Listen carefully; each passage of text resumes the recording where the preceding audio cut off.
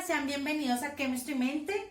Pues la verdad es que el día de hoy vamos a hacer una actividad relacionada con la preparación para el examen de la prueba Saber de este año en el área de química, ¿no? Entonces, un saludo para mis estudiantes de química de ProUnal en Boyacá y pues en vista de la situación y de la contingencia que estamos viviendo, he decidido hacer estos videos tutoriales que les permitan ver temas y luego hacer unos talleres para que profundicemos en lo que no hemos podido ver en clase, ¿listo?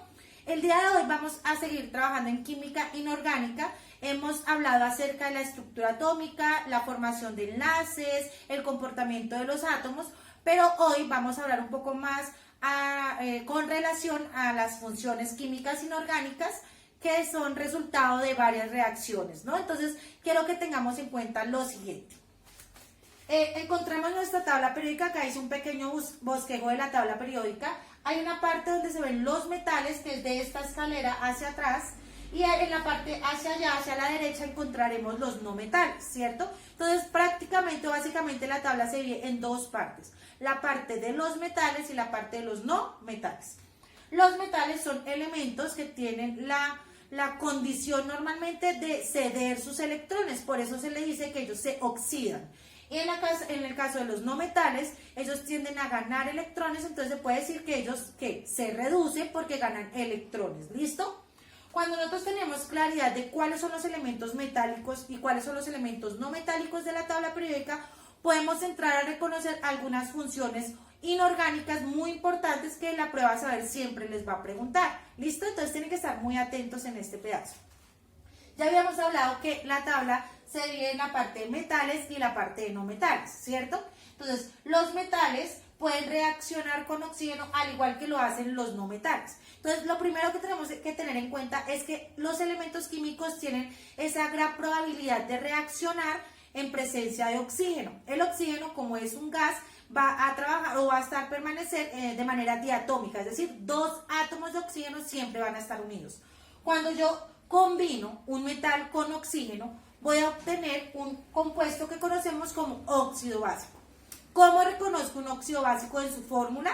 Que en primer lugar encontramos el metal y al lado del metal encontramos el oxígeno. Eso quiere decir que es un compuesto binario formado por solamente dos elementos. Dos elementos el compuesto binario. Ahora bien, vamos con la parte de los no metales. Un ejemplo de no metal, el azufre. Un ejemplo de no metal, el carbón. Supongamos que tengo azufre, que es un no metal, que lo vamos a encontrar a este lado derecho de la tabla periódica. Y cuando tenemos un no metal y lo combinamos con oxígeno gaseoso, ya no vamos a obtener un óxido básico, sino vamos a obtener un óxido ácido. ¿Cómo reconozco que es un óxido ácido? Entonces vamos a estar muy atentos acá. Reconozco que es un óxido básico porque tiene la presencia de un no metal y al lado del no metal va a haber un oxígeno, ¿listo? Entonces es un óxido ácido porque hay un no metal y un oxígeno. Al igual que los óxidos básicos, los óxidos ácidos también son compuestos binarios formados por dos elementos, ¿bien? Supongamos que usted tiene, ejemplo, el sodio. El sodio normalmente es un metal blando, tan blando que yo lo puedo cortar con, no sé, un cuchillo, que eso no lo puedo hacer con un trozo de hierro o con un trozo de aluminio, pero en el caso del sodio sí. El sodio lo encontramos en el grupo 1A. Quiere decir que es un elemento que tiene poca electronegatividad y que tiende a ceder sus electrones con facilidad. ¿Listo? Si yo cogiera ese sodio, normalmente lo encontramos en un frasco con aceite mineral para evitar que reaccione con el ambiente. Y si reacciona con el ambiente, pues ¿con quién va a reaccionar? Con oxígeno, ¿no? Entonces, si yo sacara un pedazo de ese sodio y lo colocara en una bandeja durante un tiempo no muy largo, el sodio, como va a ceder rápido sus electrones, se va a oxidar. Entonces usted va a notar que el sodio se empieza a volver como opaco. Quiere decir que en ese momento formaríamos un óxido básico. Si yo cogiera un trozo de ese óxido básico y lo agregara en algo de agua, vamos a formar un nuevo compuesto. Eso quiere decir que lo que vamos a hacer no es una mezcla, sino una combinación, porque vamos a formar un nuevo compuesto. ¿Cuál es el nuevo compuesto cuando cojo un óxido básico y agua? Cuando cojo un óxido básico y agua, vamos a formar algo que se llaman hidróxidos o bases. Hidróxidos o bases. ¿Cómo reconozco un hidróxido o una base? En primer lugar, por como viene de un óxido básico, o sea, de un metal, debe aparecer el metal, el elemento metálico. Y al lado del elemento metálico va a aparecer el hidroxilo, que lo conocemos como OH. O sea que la fórmula de una base o de un hidróxido es metal y OH. metal y OH hará que sea un hidróxido, una base, que resulta de un metal o que forma un óxido básico, y ese óxido básico puede formar con el agua un hidróxido o base. ¿Listo? Ahora vamos por este lado. Ya habíamos hablado que tenemos un no metal. Si yo tengo un no metal y lo combino con el oxígeno, va a formar un óxido, digamos el dióxido de carbono. El dióxido de carbono es un gas que se produce mayoritariamente en la ganadería, por ejemplo. El ganado en general contamina y produce 14% de dióxido de carbono en el mundo. Supongamos que ese dióxido de carbono lo que va a hacer es que se va a empezar a mezclar con el agua, perdónenme, a combinar con el agua que encontramos en las nubes. En ese momento todos los gases no metálicos, es decir, los óxidos ácidos, al combinarse con el agua, van a formar unos compuestos de carácter ácido. Eso es lo que llamamos lluvia ácida.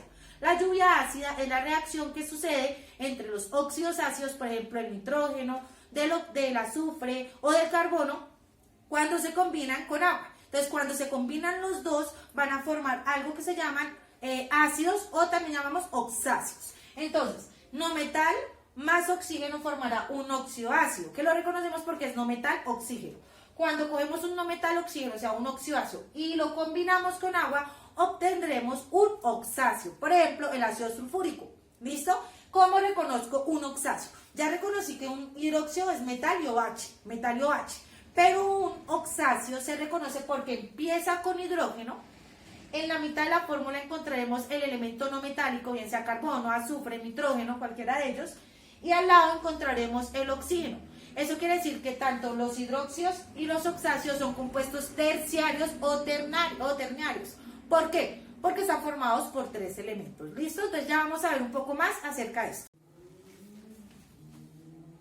Bien, entonces ya vimos como una breve introducción de cómo se forman los hidróxidos y cómo se forman los oxáceos a partir de los metales y de los no metales, ¿cierto? En este momento vamos a hablar acerca de las bases, o también llamadas hidróxidos, que las acabamos de ver. Como les mencioné, las bases vienen a partir de un metal que puede reaccionar con el oxígeno, el ejemplo del sodio, con el oxígeno, que al agregarlo en agua va a producir el hidróxido de sodio. Entonces veamos la siguiente reacción. Vamos a coger el sodio con un estado de oxidación +1, porque ese es su estado de oxidación de acuerdo al grupo en el que está. Quiere decir que el sodio tiene la tendencia a ceder un electrón. El estado de oxidación del sodio es 1. El estado de oxidación del oxígeno o valencia del oxígeno es -2. Quiere decir que el oxígeno tiene la tendencia a atraer 2 electrones. Cuando hacemos la ley de espadas, baja el 2 acá y el 1 acá. En ese orden de ideas quedaría Na, el 2 acá y el 1 acá, pero el 1 no lo ponemos. Esa sería la forma o la fórmula del óxido de sodio, que viene siendo un óxido básico. ¿Listo? Un óxido básico porque viene de un metal. Ahora bien, supongamos que yo cojo ese óxido básico, el trozo de óxido básico que ya se puso opaco, ¿recuerdan? Y lo agrego en agua.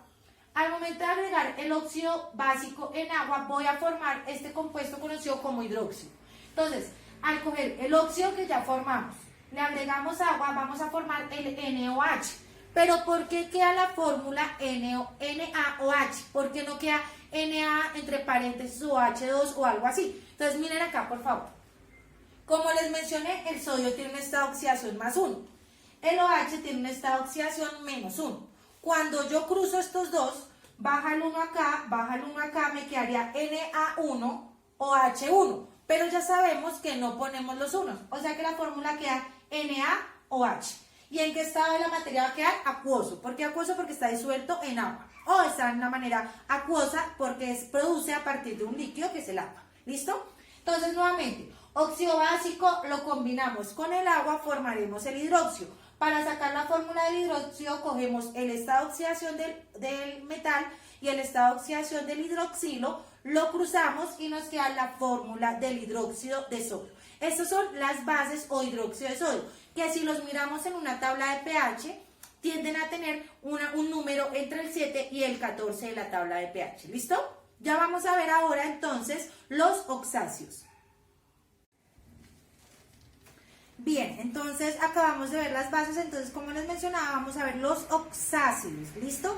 ¿De dónde provienen los oxáceos? Metal con oxígeno forma un óxido ácido y ese óxido ácido lo hacemos reaccionar con agua y formaremos un oxáceo. ¿Listo? Entonces veamos de la siguiente manera. Cogí un metal un no metal que conocemos y se llama el carbono. El carbono tiene dos estados de oxidación. Encontramos en la naturaleza el carbono +2 y el carbono +4. ¿Qué quiere decir este estado de oxidación? Que el carbono tiene la tendencia a prestarse 2 electrones o hasta 4 electrones, o sea, hacer este tipo de relación con otros átomos. Entonces voy a coger el primer ejemplo con el carbono +2. El carbono +2, lo tengo acá, lo hago reaccionar con el oxígeno -2, hacemos la ley de espadas para saber la fórmula del óxido. Obtendremos que este 2 baja acá y este 2 baja acá. Al bajar estos dos me queda C2O2, ¿sí? Pero como los dos son números pares, yo los puedo simplificar. Al simplificar la fórmula final me quedaría CO, que es el que conocemos como monóxido de carbono, ¿sí? Este monóxido de carbono ya no es un óxido básico, sino es un óxido ácido. Ahora veamos con el carbono +4. El carbono +4 con oxígeno -2. Nuevamente se hace la ley de espadas, cruzamos los estados de oxidación y me quedaría C2 y baja el 4 al oxígeno, sería C2O4. Pero como los dos nuevamente son números pares, puedo simplificar. Mitad de 2, 1, mitad de 4, 2, me quedaría la fórmula CO2. Ese es el dióxido de carbono, ¿listo? Es el dióxido de carbono que les mencioné, que se produce mayoritariamente en la ganadería, en las fábricas y en los desechos de los vehículos automotores. Ese dióxido de carbono es un óxido ácido también. Entonces, los dos óxidos de carbono son estos. Ahora, ¿qué voy a hacer? Imaginemos que soltamos esos óxidos, los dejamos en la naturaleza, por decirlo de alguna forma, y van a reaccionar con el agua de las nubes. En ese momento formaremos un oxácido, que es lo que llamamos la lluvia ácida. Cogemos el primer óxido, o sea, el monóxido de carbono, y lo colocamos en este cuadrito. La G significa que ese óxido está gaseoso. Al combinar con el agua en estado líquido, vamos a obtener este compuesto. Este compuesto ya no es una base, este compuesto es un oxácido.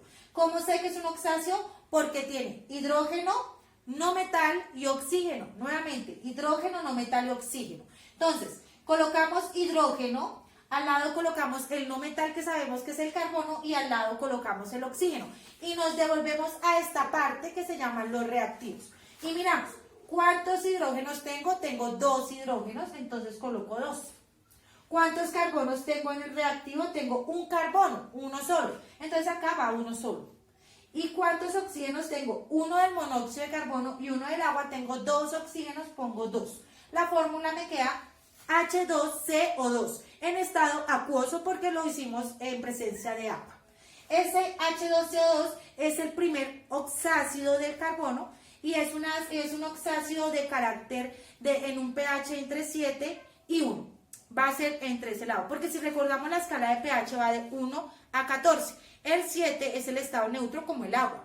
De 7 hacia 14 vienen los compuestos básicos y de 7 hacia el 1 vienen los compuestos ácidos. Los anteriores que vimos, o sea, los hidróxidos, esos están del 7 al 14. En este caso, esos están del 7 al 1 porque son compuestos ácidos. ¿Listo? Veamos el segundo ejemplo.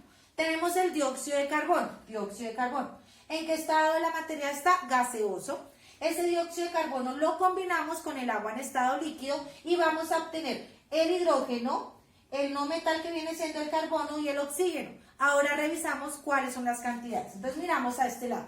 Veo 2 oxígenos, 2 hidrógenos, coloco 2 hidrógenos. Acá veo un carbono, entonces coloco un carbono.